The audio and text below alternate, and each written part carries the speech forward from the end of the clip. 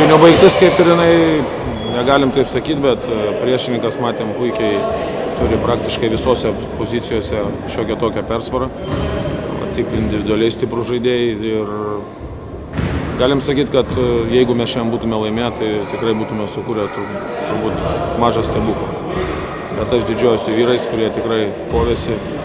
Aš jiem noriu labai padėkoti žiūrovam, kad irgi su kantrybė tai pasižiūrėjo ir padėjo komandai iki paskutinių minučių, nors tas rezultatas ir -9 taškai, bet tikrai atmosfera buvo gera ir komandai galėsiu ir paspausti tik į rankas.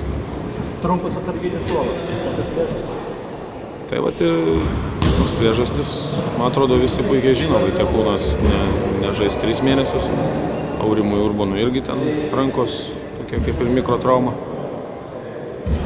Visi kiti žaidėjai, Pijus Mikolaitis irgi serga, taip kad turim dar ir kurie žaidėjai aikštelėje yra, turi tokių traumelių, bet kaip sakoma, nereikia verkti, reikia žaisti. Vat ką ir vyram pasakiau ir aš dėkingas jiem, kad jie tai suvokia ir kad ir kokia mūsų, vadinkim, ta apibirėjusi sudėtis, bet mes einam ir žaidžiam. Tas džiugina mane kaip trenerį.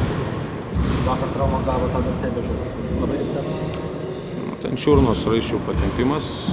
Tikėsimės, kad gal kitą savaitgalį jis jau bent jau kažkiek tai galės padėti, bet jeigu jo nebus, turės galimybę žaisti kiti žaidėjai.